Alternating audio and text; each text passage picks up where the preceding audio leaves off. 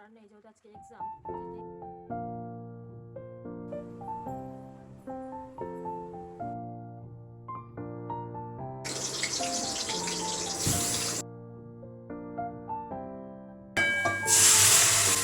দেখো এখন বাজে 10টা বাজ।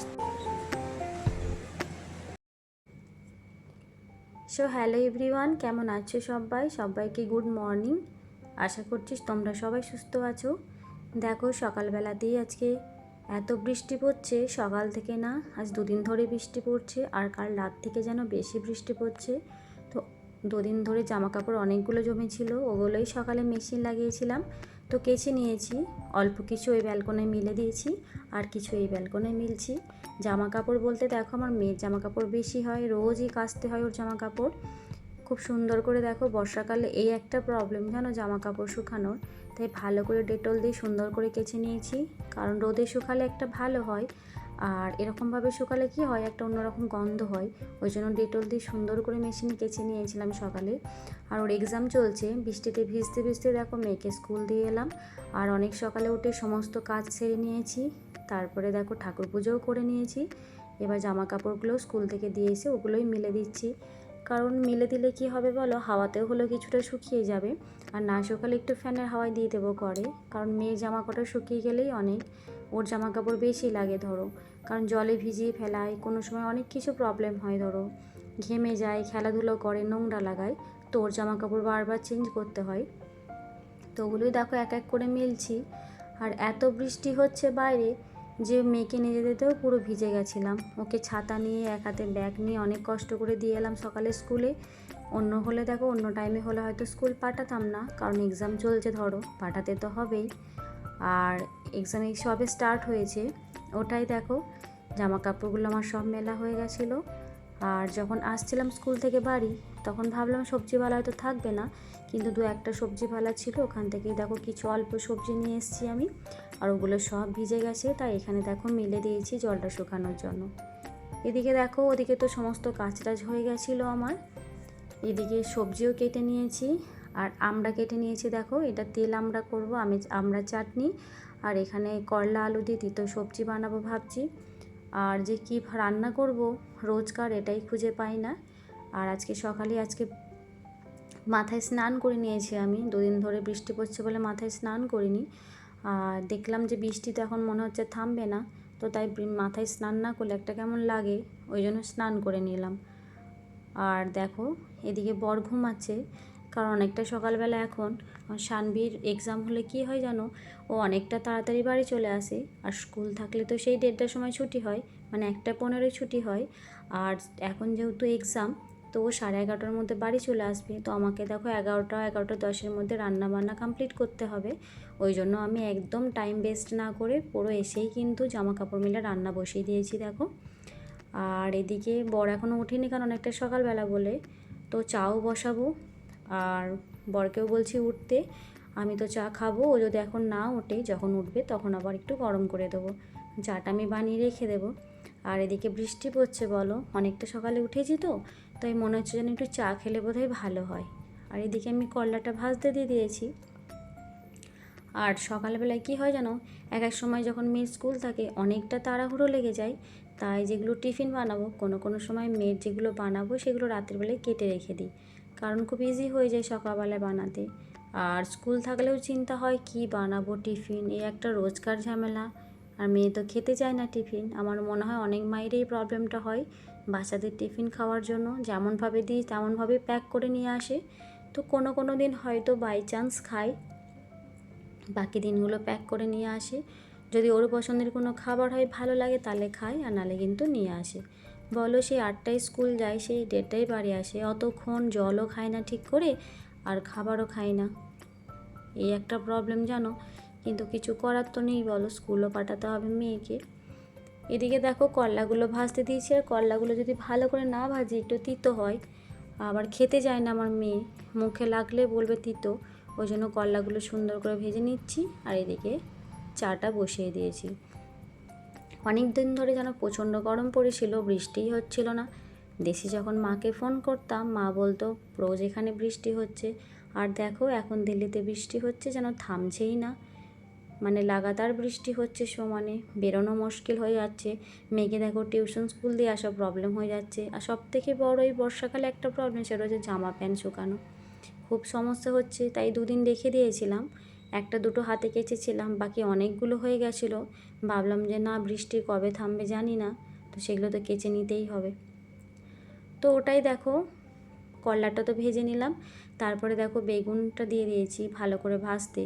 আর যে কোনো সবজিতে বেগুন দিলে আমার মনে হয় বেগুনটা যদি ভালো করে না কষানো হয় খেতে কিন্তু ভালো লাগে না। অনেকে দেখেছি যে হয়তো বেগুনটা হালকা করে দিয়ে, মানে বেগুনটা না ভেজে উপরে দিয়ে দেয়, কিন্তু বেগুনটা ভালো লাগে না। আর রান্নাটা নিজের কাছে আমার মনে হয় যে যেভাবে পছন্দ করে আমার মনে হয় সে সেভাবে করে, কিন্তু আমার যদি বেগুনটা একটু ভালো করে না ভেজে নিই আমার কিন্তু খেতে ভালো লাগে না। আর আমার না তিতো সবজিটা খেতে বেশ ভালো লাগে, আর তিতো খাওয়াটা তো খুবই ভালো। আগে জানো খেতাম না, বিয়ের আগে তিতো একদম, মা যখন বানাতো তখন ভালো লাগতো না। এখন ওইটাই ভাবি, এখন নিজে মা হয়েছি, নিজে গৃহিণী হয়েছি, নিজের সংসার, তাই নিজেকে দেখো ভালো না লাগাগুলো এখন ভালো লাগাতে হচ্ছে। মাঝে মাঝে ওগুলোই ভাবি যে আমি কত কি পছন্দ করতাম না, কিন্তু এখন সেইগুলোই আমাকে পছন্দ করতে হয়। আবার যেগুলো পছন্দ করতাম সেই খাবারগুলো হয়তো অনেক ভুলে গেছি, নিজের পছন্দের জিনিসগুলো। এখন মেয়ের আর বরের পছন্দগুলোকেই নিজের পছন্দ করে নিতে হয়েছে। ওটাই দেখো চাটা ফুটে গেছে, বেগুনটা প্রায় ভাজা হয়ে গেছে। হালকা করে ভেজে নেবো, বেশি করে ভাজলে কি হয় চুপসে হয়ে যায়, খেতে কিন্তু ভালো লাগে না। এদিকে দেখো প্রায় ওর মধ্যে একটু মশলা, অল্প করে মশলা দিয়ে দিয়েছিলাম, আর অল্প গাজর, আলু, করলা, বেগুন, ব্যাস এটাই ভালো করে মশলা দিয়ে ওটাকে কষিয়ে নিলাম। আর চাটা কী করি জানো, একটুখানি ফুটলে আমি ঢাকা দিয়ে রেখে দিই চাটাকে। কি হয় লিকারটা খুব ভালো হয়, আর লিকারটা খুব সুন্দর বেরোয় ওর মধ্যে। ঢাকা দিয়ে 2 মিনিট 5 মিনিট রেখে দিলে খুব সুন্দর কিন্তু চাটা খেতে হয়। এদিকে ঢাকা দিয়ে রেখে দিয়েছি, আমার সবজিটা কিন্তু মশলা প্রায় কষানো হয়ে গেছে। ওইটাই দেখো এবার ওপর থেকে 2টো লঙ্কা দিয়ে দেবো। আর ঝাল আমরা সেইভাবে দিতে পারি না আমি সবজিতে, কারণ সানবি খায় আমার মেয়ে, ওর একটু ঝাল লাগে বলে ওপর থেকে লঙ্কাটা দিয়ে দিই। সবজিটা তো ওদিকে বসিয়ে দিলাম ঢাকা দিয়ে, এদিকে চাটাও হয়ে গেছে। তো এখন তো ওঠেনি বর, ওই জন্য আমি একটু চাটা খেয়ে নেব। আর বর এখন ঘুমাচ্ছে, বর যখন উঠবে তখন ওকে গরম করে দেব। আর বাইরে এত ভারী বৃষ্টি হচ্ছে, তাই চা খাওয়ার মজাটাই কিন্তু আলাদা। বৃষ্টি পড়লে দেখবে গরম গরম জিনিস খেতে না বেশ ভালো লাগে, চা, চায়ের সাথে পকোড়া, এগুলো কিন্তু খুব ভালো লাগে। তো ওটাই আজকে একা একাই চাটা খেয়ে নিলাম, অন্যদিন দুজন মিলে খাই, ও যেহেতু ঘুমাচ্ছে। এদিকে দেখো সবজিটা হচ্ছে, একটু ডাল বসিয়ে দেবো আমি, কারণ আমার মেয়ের একটু ডাল চাই, ডাল নাহলেও ভাত খেতে পারে না। আর ওই একটু মানে ঢিলা ঢিলা খাবার খেতে বেশি ভালোবাসে, মানে শুকনো শুকনো খাবারও খেতে পারে না, গলায় লেগে যায়। ছোটো থেকেই একদম ওর ডালটা এমন অভ্যাস হয়ে গেছে, ও ডাল ছাড়া ভাত খেতে পারে না। ওই জন্য মসুর ডালটা দেখো প্রেশার কুকারে বসিয়ে দিলাম। এদিকে আগের দিনকার ফ্রিজে কিছু অল্প মাছ ছিল, নিয়ে এসেছিলো, অল্প রান্না করেছিলাম, আর বাকি 4-5 পিস মতো ছিল, বেশি ছিল না। ওটাই দেখো রান্না করব, ভাবছিলাম কি রান্না করব, ফ্রিজে গিয়ে দেখলাম 4-5 পিস মতো মাছ আছে, তো ওটাই করে দেব। আর মাথাটা একটু পেঁয়াজ দিয়ে ভাজা করব, আমার মাথাটা পেঁয়াজ দিয়ে ভাজা খেতে বেশ ভালো লাগে, ওটাই। আর মাছটা দেখা যাক কী করব লাস্ট অবধি। ওইটাই দেখো মাছটা না বুঝতে পারিনি, একটু কাঁচা তেলে দেওয়া হয়ে গেছে, কারণ তাড়াহুড়ো করছিলাম, ঘড়ি দেখছিলাম আর রান্না করছিলাম, দেখে মনে হলো যেন তেলটা ঠিক হয়ে গেছে, তো হয়নি। ওটাই কোনো রকমেতে মাছগুলো ভাজা করলাম। দেখো মাথাটা একটু পেঁয়াজ দিয়ে ভাজা করছি, অল্প পেঁয়াজ দিয়েছি, কারণ বর খায় না, আমি একটু ভালোবাসি খেতে, আমার এটা খুব ভালো লাগে। একটু কাঁচা লঙ্কা দিয়েছি, ওর মধ্যে কালো জিরে দিয়েছি, একটু পেঁয়াজ দিয়ে ওটাকেই ভাজা ভাজা করে নিচ্ছি। আমি না বরাবর একটু মাছটা খেতে ভালোবাসি, আর আমার বর একটু উল্টো, মানে ওর একটু মাংসর দিকে বেশি ঝোঁক। আর আমার মেয়ে তো হয়েছে একদম পুরো আলাদা। আলাদা বলতে দেখো আমার গুণ হলেও কিছুটা পেয়েছে, কারণ আমি নর্মাল খাবার খেতে একটু বেশি ভালোবাসি, যেমন ধরো ডাল, সবজি, পোস্ত, এরকম ধরনের ভাত খেতে একটু বেশি ভালোবাসি। মানে আমার মাছ মাংসের প্রতি অতটাও মানে নেশা না। ও কিন্তু আমার মতোই হয়েছে, একদম খাবার দিক দিয়ে কিন্তু আমার মতো হয়েছে। আর ও তো মাছ খেতে চায় না, মাছ দেখলেই কাঁদে, ও একদম মাছ পছন্দ করে না, জানি না গন্ধ লাগে নাকি কাঁটার জন্য ভয় পায়। মাঝে জানো একবার ছেড়ে দিয়েছিল মাছ খাওয়া, তো অনেক কষ্ট করে ওকে খাইয়েছিলাম। দেখো বাঙালির খাবার, সবসময় ঘরে বেশিরভাগ মাছটাই হয়, তো ওই জন্য চেষ্টা করে ওকে খাওয়াতে। যখন বড় হবে তখন কিন্তু ওর নিজের ইচ্ছে মতো খাবে, তখন তো ওর যেটা ভালো লাগবে সেটা খাবে, তখন তো আর আমার কথা শুনবে না বলো। তো ওটাই দেখা যাক কি হয় সময়ের সাথে সব কিছু। তো দেখো আমড়াটা বসিয়ে দিয়েছি, বললাম তিল আমড়া করব। এটা কিন্তু আমার শাশুড়ি আমার মা খুব বানায়।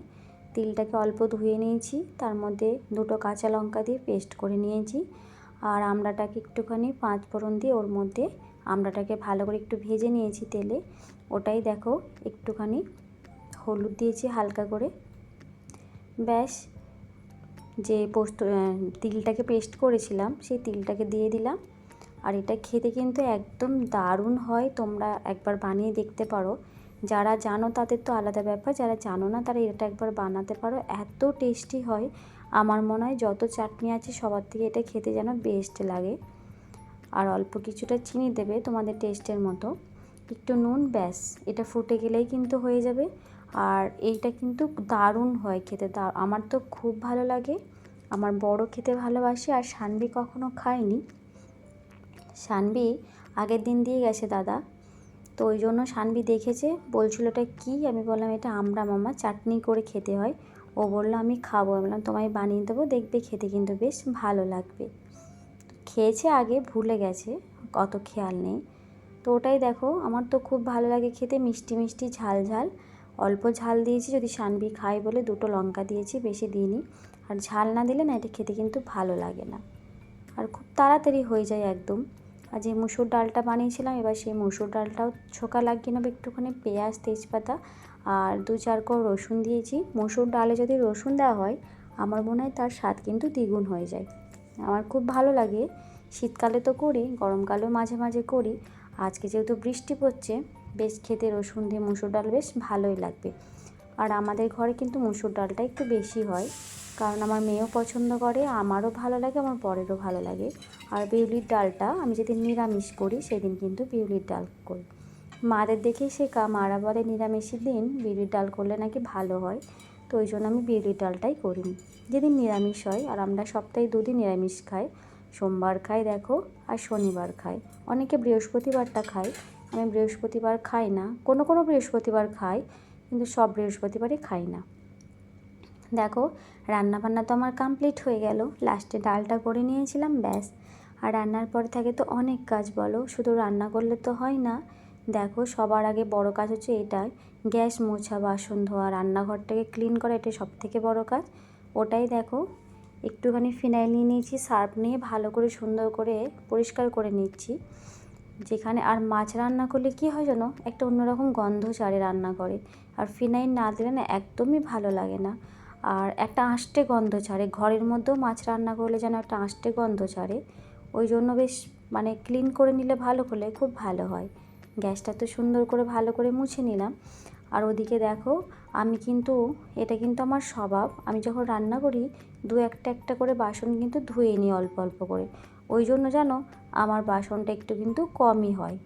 দেখো শুধু ওই উনুনগুলো আছে, ঝিকগুলো, আর একটা কড়াই, আর 2-1টা, ব্যাস। বাকি বেশি কিছু কিন্তু আমার থাকে না। আর একবার মানে এটা তো রোজকারই হয়, সব সময়ই বেসিনটাকে একবার সুন্দর করে ক্লিন করে নেবো, তাহলেই কিন্তু আমার রান্নাঘরের কাজ প্রায় কমপ্লিট হয়ে যাবে। আর হ্যাঁ, আজকে যেহেতু ঠান্ডা ঠান্ডা করছে তাই ভাতটা কিন্তু আমি লাস্টে বসাবো, ভাত কিন্তু আমি এখনও বসাইনি। দেখো বেসিনটা আমি সুন্দর করে পরিষ্কার করে নিয়েছি, আর রান্নাঘরও কিন্তু আমি খুব সুন্দর করে ক্লিন করে নিয়েছি, নাহলে কিন্তু বাজে গন্ধ একটা লাগে। আর ঘরে যদি কেউ ঢোকে তাহলে মাছের গন্ধটা পাওয়া যায়, একদমই ভালো লাগে না। তো ওটাই দেখো এবার হাঁড়িটা বসিয়ে দিলাম সুন্দর করে। আর আমি যখন বাড়ি এসেছিলাম, দেশে গেছিলাম 2 মাস আগে, আমার মা আমাকে হাঁড়িটা কিন্তু দিয়েছে, ছোট্ট হাঁড়িটা। এর আগে আমাদের এর থেকে একটা বড় হাঁড়ি ছিল, সেটা কিন্তু অনেকটা বড় হয়ে যেত, তাই আমার মা আমাকে ঢাকাটা সমেত কিনে দিয়েছে ছোট্ট পাড়া হাঁড়ি। আমার দেখতে কিন্তু বেশ ভালো লাগে। তো ওটাই যাই যখন দেশে, মা অনেক কিছু দেয়, শাশুড়ি মাও দেয়, ভালো লাগে বেশ। এদিকে দেখো আমি কিন্তু সকালে ঘুম থেকে উঠে আগে চালটা ভিজিয়ে দিই, কারণ ভাত হতে কিন্তু অনেকটা লেট হয়, তাই আমি চালটা ভিজিয়ে দিলে ভাতটা কিন্তু খুব তাড়াতাড়ি হয়ে যায়, ওই জন্য আমি চালটা ভিজিয়ে রাখি। এদিকে দেখো আমার রান্নাটা কী হলো, ডাল তোমাদেরকে তো বললাম। এদিকে মাছটা বলা হয়নি, মাছটা আমি তেঁতুল দিয়ে ঝাল টক করেছি, একটু মশলা দিয়ে তেঁতুল দিয়ে ঝাল টক বানিয়েছি। আমড়ার চাটনি, কারণ আমড়াটা সানভি খাবে, আমরা মাছটা সানভি খাবে না বলে ঝাল টক বানালাম। আর মাছটা ভাজা করেছি ওটা, আর হচ্ছে তিতো সবজি। আজকে ব্যাস এটুকুই, এর থেকে আর বেশি রান্না করিনি, কারণ ওতেই হয়ে যাবে। মাছ হলে আমার বড় আর বেশি কিছু লাগে না। আর এদিকে দেখো ভাতটা তো বসিয়ে দিলাম, জলটা গরম হচ্ছে, আর প্রায় আমার সব কাজ কমপ্লিট হয়ে গেছে। দেখো এখন বাজে 10টা বাজতে প্রায় 10, তো আমার পুরো কাজ কমপ্লিট হয়ে গেছে। দেখো এখনও বৃষ্টি পড়ছে, দেখো সমানে এখনও বৃষ্টি পড়ছে দেখো। তো চলো এবার আমি একটুখানি 5 মিনিট বসবো, একটু টাইম দেবো নিজেকে, তারপরে সানবে আসার টাইম হয়ে যাবে।